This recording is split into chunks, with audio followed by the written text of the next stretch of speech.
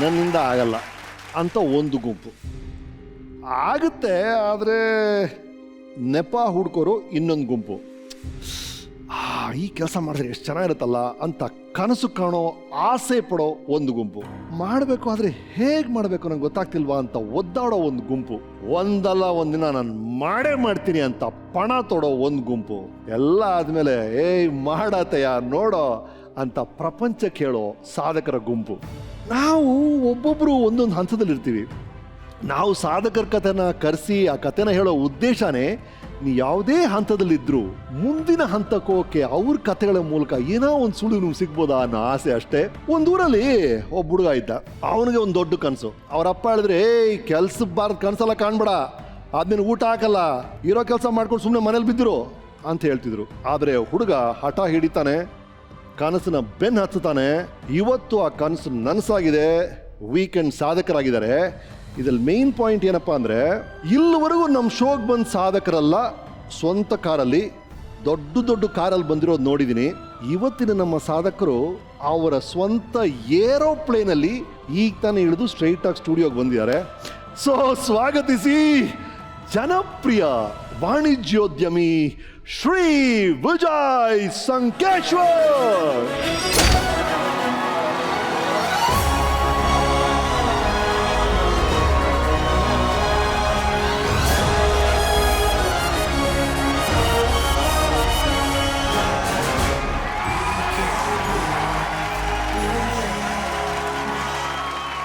Sir, ಬಹಳ ಸಂತೋಷ ಆಯ್ತು ನೀವು ನಮ್ಮ ಕಾರ್ಯಕ್ರಮಕ್ಕೆ ಬಂದಿದ್ದು.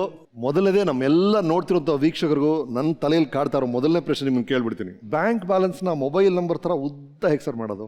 ದುಡ್ಡು ಮಾಡೋದು ಹೇಗೆ ಅಂತ ಹೇಳ್ಕೊಡಿ ಸರ್. ದುಡ್ಡಿನ ಹಿಂದೆ ಬೆನ್ನತ್ತಿದ್ರೆ ಏನೂ ಯಶಸ್ಸು ಕಾಣೋದಿಲ್ಲ. ಶ್ರದ್ಧೆಯಿಂದ ಒಂದು ದೇವರ ಪೂಜೆ ಹಾಗೆ ನಮ್ಮ ಯಾವುದೇ ವೃತ್ತಿ ಇರಲಿ, ಅದನ್ನು ಮಾಡಿದಾಗ ನಿಮ್ಮ ಹೆಸರು ಮೇಲಕ್ಕೆ ಬಂದಾಗ ತಾನೇ ದುಡ್ಡಿನ ಹಿಂದೆ ನಾವು ಓಡಿದ್ರೆ ಸಿಗಲ್ಲ, ನಾವು ಓಡ್ತಾ ಇರಬೇಕು, ದುಡ್ಡು ನಮ್ಮಿಂದ ಬರುತ್ತೆ ಅಂತ. ದುಡ್ಡಿಂದ ಓಡಿದರೆ ಅದು ಒಂದು ನಮ್ಮ ಅಂತ್ಯಕ್ಕೆ ಕಾರಣ ಆಗುತ್ತೆ. Right sir. ಇವರು ಶ್ರೀ ವಿಜಯ್ ಸಂಕೇಶ್ವರ್ ಅವರು ಆಗಸ್ಟ್ 2, 1950ರಲ್ಲಿ ಗದಗ್ನಲ್ಲಿ ಜನಿಸಿದ್ರು.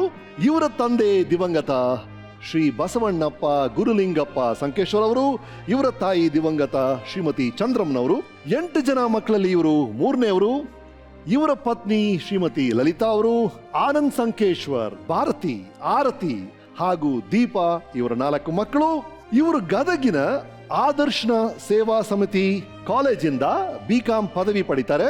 16ನೇ ವಯಸ್ಸಲ್ಲಿ ಇವರ ತಂದೆಯ ಪ್ರಿಂಟಿಂಗ್ ಪ್ರೆಸ್ನ ಉಸ್ತುವಾರಿಯನ್ನ ವಹಿಸ್ಕೊಳ್ತಾರೆ. ವ್ಯಾಪಾರ ಕ್ಷೇತ್ರಕ್ಕೆ ಎಂಟ್ರಿ ಕೊಡ್ತಾರೆ. 26ನೇ ವಯಸ್ಸಲ್ಲಿ ವಿಜಯಾನಂದ ರೋಡ್ ಲೈನ್ಸ್ ಅನ್ನೋ ಸಂಸ್ಥೆಯನ್ನ ಒಂದೇ ಒಂದು ಲಾರಿಯಿಂದ ಶುರು ಮಾಡಿ ಇವತ್ತು 4,031 ವಾಹನಗಳಿರುವ VRL ಲಾಜಿಸ್ಟಿಕ್ಸ್ ಅನ್ನೋ ಬೃಹತ್ ಸಂಸ್ಥೆಯಾಗಿ ಬೆಳೆಸಿದ್ದಾರೆ. ಇಡೀ ಭಾರತದಲ್ಲೇ ಸರಕು ಸಾಗಾಣಿಕೆ ಹಾಗೂ ಸಾರಿಗೆ ಕ್ಷೇತ್ರದಲ್ಲಿ ನಂಬರ್ 1 ಕಂಪನಿ ಅಂತ ಅನಿಸ್ಕೊಂಡಿರುವ VRL ಲಾಜಿಸ್ಟಿಕ್ಸ್ ಮಾಲೀಕರು ಸರ್.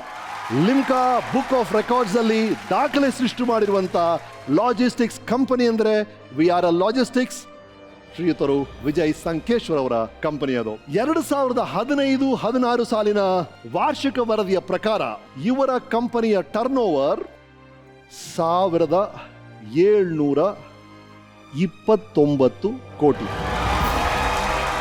ಒಂದು ಲಾರಿಯಲ್ಲಿ ಶುರುವಾಗಿದ್ದ ಕತೆ ಇಲ್ಲಿ ಬಂದು ನಿಂತಿದೆ. ಈಗ ಈ ಕಥೆಯನ್ನ ತಿಳ್ಕೊಳ್ಳೋಣ. VRL ಲಾಜಿಸ್ಟಿಕ್ಸ್ ಅಲ್ಲದೆ 350 ಕೋಟಿ ರೂಪಾಯಿಯ ಕ್ಯಾಪಿಟಲ್ ಇರುವ VRL ಮೀಡಿಯಾ ಲಿಮಿಟೆಡ್ ಮಾಲೀಕರು. ಇವರು 3 ಬಾರಿ ಉತ್ತರ ಧಾರವಾಡ ಕ್ಷೇತ್ರದಿಂದ ಲೋಕಸಭೆಗೆ ಆಯ್ಕೆ ಆಗ್ತಾರೆ. 1 ಬಾರಿ MLC ಆಗಿ ನೇಮಕ ಆಗ್ತಾರೆ. 2000 ಇಸ್ವಿಯಲ್ಲಿ ವಿಜಯ್ ಕರ್ನಾಟಕ ಪತ್ರಿಕೆಯನ್ನು ಶುರು ಮಾಡ್ತಾರೆ. ಕನ್ನಡ ಮೀಡಿಯಾದಲ್ಲಿ ಒಂದು ಮೈಲ್ ಸ್ಟೋನ್ ಆಗುತ್ತೆ ವಿಜಯ್ ಕರ್ನಾಟಕ. ನಂತರ ವಿಜಯ್ ಟೈಮ್ಸ್ ಅನ್ನೋ ಇಂಗ್ಲಿಷ್ ಪತ್ರಿಕೆಯನ್ನು ಶುರು ಮಾಡ್ತಾರೆ. 2007ರಲ್ಲಿ 2 ಸಂಸ್ಥೆಗಳನ್ನ ಟೈಮ್ಸ್ ಆಫ್ ಇಂಡಿಯಾ ಗ್ರೂಪ್ಗೆ ಒಂದು ಬೃಹತ್ ಅಮೌಂಟ್ಗೆ ಮಾರಾಟ ಮಾಡ್ತಾರೆ. ಅದಾದ ನಂತರ 2012ರಲ್ಲಿ ವಿಜಯವಾಣಿ ಅನ್ನೋ ಪತ್ರಿಕೆಯನ್ನ ಶುರು ಮಾಡ್ತಾರೆ.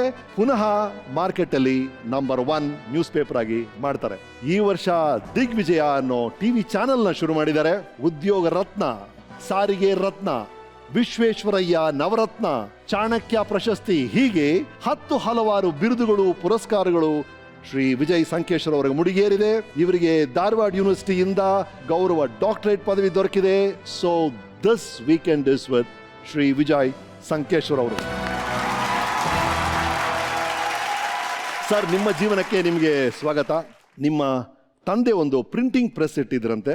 ಇನ್ಫ್ಯಾಕ್ಟ್ ನಮ್ಮ ಮನೇಲಿ ಎಲ್ಲಾ ಲೈಬ್ರರಿ ಇರುವಂತ ಆ ಡಿಕ್ಷನರಿ DK ಬರೆದರಾಜ್ ಡಿಕ್ಷನರಿನ ನೀವೇ ಪಬ್ಲಿಷ್ ಮಾಡ್ತಾ ಇದ್ರಂತೆ.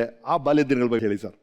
ನಮ್ಮ ತಂದೆಯವರು ಮಹಾರಾಷ್ಟ್ರ ಗಡಿ ಬಾರ್ಡರ್ ಆದಂಥ ಯಮಕನ್ಮರಡಿ ಬೆಳಗಾವಿ ಜಿಲ್ಲೆಯಿಂದ ಬಂದವರು ಗದಗಿಗೆ. ಅವರು ಬಂಡವಾಳ ಜೀರೋ ಆದರೂ ಕೂಡ ಅವರು ಒಂದು ಪ್ರಾಮಾಣಿಕತೆಯಿಂದ ಕಷ್ಟಪಟ್ಟು ಶ್ರಮಪಟ್ಟು ಬಂದವರು. ಅವರು ಬೇಸಿಕಲಿ ಪ್ರಿಂಟರ್ ಅಲ್ಲ, ಅವರು ಹೀಗೆ ಪಬ್ಲಿಷರ್. ಪ್ರಿಂಟಿಂಗ್ ಪ್ರೆಸ್ ಭಾಳ ಚಿಕ್ಕದೊಂದು ಪ್ರೆಸ್ ಶುರು ಮಾಡಿದ್ದರು. ನಾನು SSLC ಇದ್ದಾಗ ಅದರ ಉಸ್ತುವಾರಿಯನ್ನು ನನಗೆ ಕೊಟ್ಟರು. ನಿಮಗೆಲ್ಲರಿಗೂ ಆಶ್ಚರ್ಯ ಆಗತ್ತೆ, ಕರೆಂಟ್ ಕೂಡ ಇದ್ದಿಲ್ಲ ಅವಾಗ. ಕಾಲಿನಿಂದ ತುಳಿದು ಪ್ರಿಂಟ್ ಮಾಡಬೇಕು, ಕೈಲಿಂದ ಹಾಳೆ ಇಟ್ಟು ಅದನ್ನೆಲ್ಲ ನಾವು ಮಾಡ್ತಾ ಇದ್ವಿ. ನಾನು ಅದನ್ನು ವಹಿಸ್ಕೊಂಡಾಗ 365 days 24 hours ಅನ್ನೋದೊಂದು ರೂಲ್ ಮಾಡಿದ್ವಿ. ಹಾಗಾಗಿ ನಾವು ಹೆಚ್ಚು ಕೆಲಸವನ್ನು ಮಾಡುವ ಸಾಧ್ಯತೆ ಆಯಿತು. ಅದರ ಉಸ್ತುವಾರಿ ವಹಿಸ್ಕೊಂಡಿದ್ರು ಕೂಡ ನಾನೊಬ್ಬ ಮಾಲೀಕಿಯಾಗಿ ಅಲ್ಲಿ ಕೆಲಸವನ್ನು ಮಾಡಲಿಲ್ಲ. ಬೆಳಿಗ್ಗೆ 5 ಗಂಟೆಗೆ ಎದ್ದು ಎಲ್ಲ ಮಷೀನ್ಗಳನ್ನು ಒರೆಸಿ ಕ್ಲೀನ್ ಮಾಡಿ ಕಸ ಹೊಡೆದು ನಾನು ಯಾವುದಾದ್ರು ಒಂದು ಮಷೀನ್ಗಳನ್ನು ಶುರು ಮಾಡ್ತಾ ಇದ್ದೆ.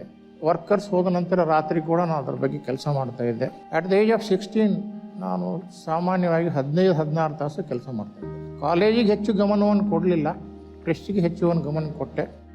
ಆದರೂ BCom ಅನ್ನು ಕಂಪ್ಲೀಟ್ ಮಾಡಿದೆ ನಾನು.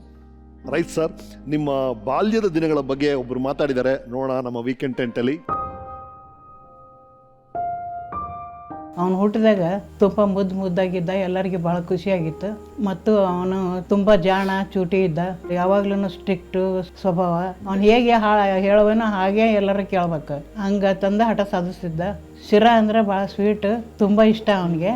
ನಾವೆಲ್ಲರೂ ಕುಂತು ತಿಂತಿದ್ವಿ.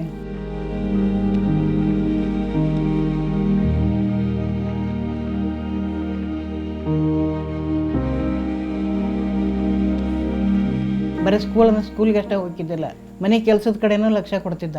ಪ್ರೆಸ್ಸಿನ ಕಡೆ, ಅಂಗಡಿ ಕಡೆ, ಮನೆ ಕಡೆ ಎಲ್ಲ ಕಡೆ ಲಕ್ಷ್ಯ ಕೊಟ್ಟು ಕೆಲಸ ಮಾಡ್ತಿದ್ದ. ಸಣ್ಣವನಾದ್ರೂ ಅವಾಗ ದುಡಿಬೇಕು, ಗುರಿ ಮುಟ್ಬೇಕು ಅನ್ನೋ ಛಲ ಭಾಳ ಇತ್ತು. ಹುಷಾರು ಇದ್ದಾಗ ಟೈಫಾಯ್ಡ್ ಆಗಿತ್ತು, ಕಾಮಣೆ ಆಗಿತ್ತು, ನಿಮೋನಿಯಾ ಆಗಿತ್ತು. ಹೀಗೆಲ್ಲ ಮೇಲೆ ಜಡ್ ಬಂದು ಮಲ್ಕೊಂಡ್ರು ಸಹಿತ ಎಲ್ಲರ ಪ್ರೀತಿಯಿಂದ ಅವನ ಸೇವಾ ಮಾಡ್ತಿದ್ವಿ. ಅವ ಎಲ್ಲರ ಕೊಟ್ಟು ಪ್ರೀತಿಯಿಂದ ಇರ್ತಿದ್ದ.